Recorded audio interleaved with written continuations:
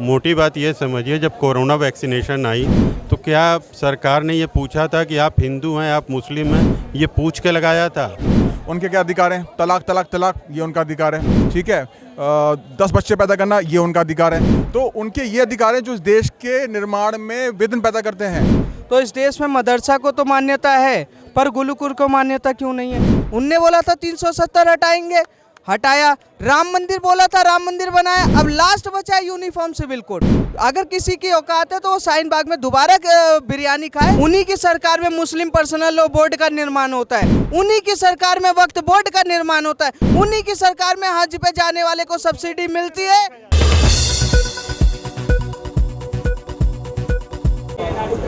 Uniform civil code लागू करने की सरकार बात कर रही है, क्या आपको लगता है कि ये सही है? बिल्कुल सही है, यूनिफॉर्म सिविल कोड तो लागू होना ही चाहिए। एक घर में जैसे अगर आप लोग 5 भाई बहन हैं, अगर किसी को पॉकेट मनी ज़्यादा मिलेगी, किसी को कम मिलेगी, या किसी को अच्छे स्कूल में पढ़ाया जाएगा, किसी को कहा जाएगा तुम्हें नहीं पढ़ा सकते, वी कैन नॉट अफोर्ड, तो कैसा लगेगा? इसी तरह इतना बड़ा देश है, इस पे तरह तरह के लोग रहते हैं, अलग अलग जातियाँ धर्म हैं, यही इस देश की विशेषता है।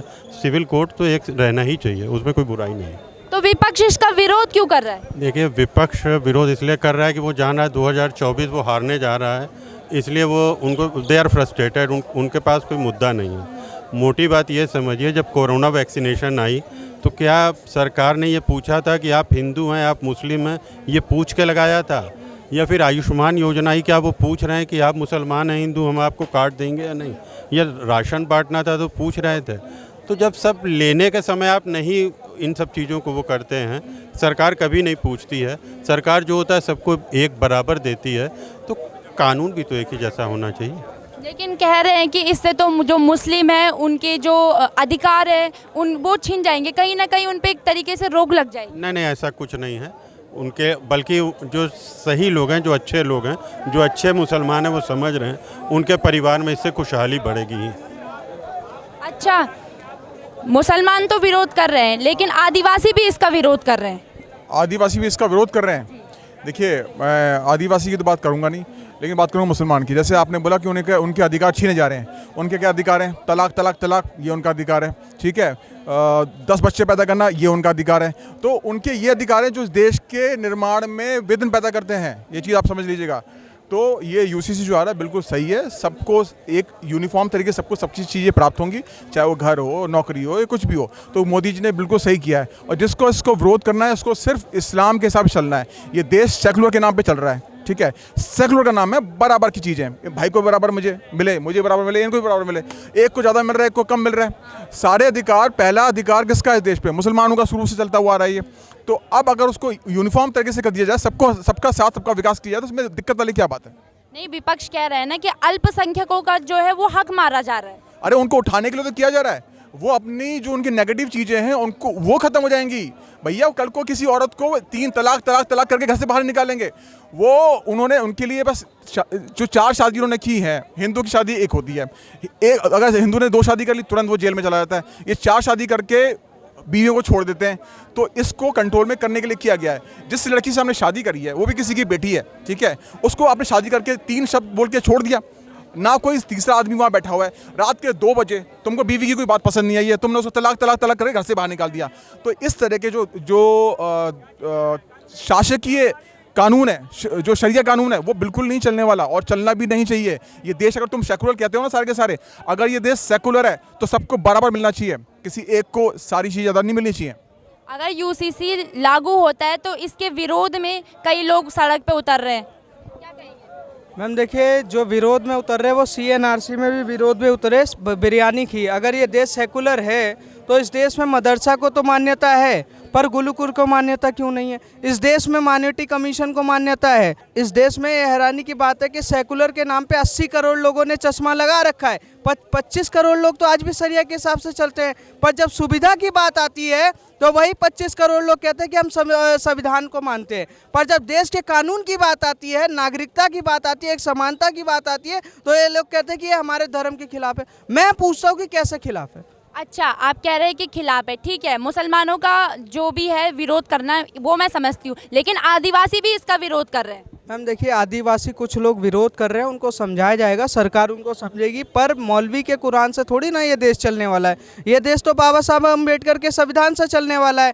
बाबा साहब अम्बेडकर को मारने वाला हर व्यक्ति अगर उनको पढ़ेगा ना, तो उनको पता चल जाएगा कि बाबा साहब अम्बेडकर ने ही यूनिफॉर्म सिविल कोड की बात की। ये बीजेपी और संघ का या आरएसएस का कोई लेना देना नहीं है, उनकी बात है और गांधी जी की बात है, उसको आज भारतीय जनता पार्टी इम्प्लीमेंट कर रही है। इसलिए भारत के हर जनता को मोदी जी का आभार जताना चाहिए कि ऐसी पहली सरकार है जो अपने मतलब संकल्प पत्र के हर चीज़ को निभा रही है। उनने बोला था 370 हटाएंगे, हटाया। राम मंदिर बोला था, राम मंदिर बनाया। अब लास्ट बचा है यूनिफॉर्म सिविल कोड, वो भी लगाएंगे। अगर किसी की औकात है तो वो शाहीन बाग में दोबारा बिरयानी खाए, जनता को इससे कोई दिक्कत नहीं है। अभी देखते हैं तो आम आदमी पार्टी भी कह रही है कि ये लागू होना चाहिए, लेकिन इसमें क्या है कि सबसे बात करनी चाहिए। मैम देखिए, सबसे बात करने के लिए तो 30 दिन का टाइम मांगा है सरकार ने, तभी तो 30 दिन का टाइम मांगा है।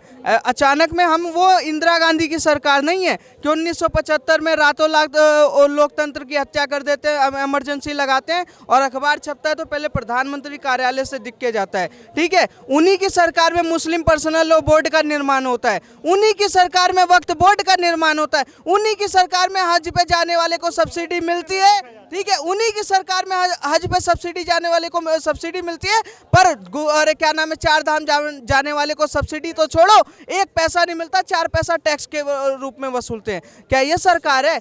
मतलब 80 करोड़ लोगों के लिए दोहरा चरित्र, 25 करोड़ लोगों के लिए दोहरा चरित्र, 12 करोड़ के लिए दोहरा चरित्र। ये धर्मशाला या भारत देश है? ये क्या, आप ये बताइए, इस देश में अमेरिका में क्या ऐसे कानून है? लंदन में ऐसा कानून है? या अफ्रीका या ब्राजील ऐसे जगह कानून है? क्या ये भारत है ना? भारत में अगर हर 4 धर्म की हम वो करते हैं, इज्जत करते हैं, तो हम ये चाहेंगे कि सबको एक समानता के नागरिक मिले। तो विपक्ष क्यों कह रहा है कि इस पर बीजेपी तुष्टीकरण की राजनीति कर रही है? मैम तुष्टीकरण की राजनीति तो उन्होंने किया था, एक हाथ में कुरान एक हाथ में पत्थर। ठीक है, अनपढ़ बना के रखा। ये तो मोदी जी कहते हैं कि एक हाथ में कुरान एक हाथ में कंप्यूटर, ये मोदी जी का विकास है ना। और अगर हम अल्पसंख्यक को साथ में लेकर चलना चाहते हैं तो इसका मतलब है कि हैरानी की बात, हमारी सोच है कि हम मतलब हिंदू के साथ मुसलमान, मुसलमान के साथ सिख, एक समानता की, अलग अलग कानून बना के उनको भटका के अनपढ़ गवार नहीं बनाना चाहते। ये देश अगर दोबारा से विश्व गुरु बनना चाहेगा तो सबको समानता की बात करनी पड़ेगी, अलग अलग कानून की। आज कोई पिछड़ा नहीं है, कोई भी खड़ा हुआ कहीं भी खा सकता है, पी सकता है। जब सब कुछ कर सकता है तो एक समानता नागरिकता कानून का विरोध क्यों? और जो विरोध कर रहे हैं वो मौलवी के कुरान का विरोध, मौलवी के कुरान को पढ़ के विरोध कर रहे हैं। जो भारत के संविधान को पढ़ता है ना, वो समान नागरिकता संहिता का एक तरीके से बिल्कुल अटूट वो करता है समर्थन। आपने बाबा साहब के संविधान की बात की है, कुछ लोग कह रहे हैं कि हमारा इस्लाम तो संविधान से भी बड़ा है। मैम जो कह रहे हैं वो पाकिस्तान जा सकते हैं, 140-80 रुपये किलो का वो आटा मिल रहा, वो खाएं। इस भारत में 30-35 रुपये का आटा मिलता है, अगर खाना है तो भारत के संविधान के हिसाब से चलना पड़ेगा। ठीक है, अगर उनका वो बड़ा है तो वो उसको देखें, उसके हिसाब से सरकार कार्रवाई करेगी। पर इस देश की मांग है और 140 करोड़ जनता कहती है कि यूनिफॉर्म सिविल कोड जल्द से जल्द भारत में लागू होना चाहिए। और अगर यूनिफॉर्म सिविल कोड की अगर ये देश बात करती है ना, तो यूनिफॉर्म सिविल कोड किसी तरीके का कोई कानून नहीं है, इस देश की हर जनता का अधिकार है। और हर जनता को इसकी मांग जब पैदा हुआ था ना, जब भारत 1947 में आज़ाद हुआ बना, उसी समय लागू कर देना चाहिए। पर कांग्रेस की तुष्टीकरण की राजनीति की वजह से, भारत को एक तरीके से इस्लामिक राष्ट्र की ओर ले जाने की ओर की वजह से इन लोगों ने यूनिफॉर्म सिविल कोड को हमेशा साइड रखा। पर मोदी जी के आने के बाद 3 तलाक भी हटा, यूनिफॉर्म सिविल कोड भी लागू होगा, राम मंदिर भी बनेगा। ये देश उस तरफ जाएगा जिस तरफ किसी ने सोचा नहीं होगा। और आने वाली 2026 की बात मैं करता हूँ, यह देश क्या नाम है, विश्व गुरु बन के दिखाएगा।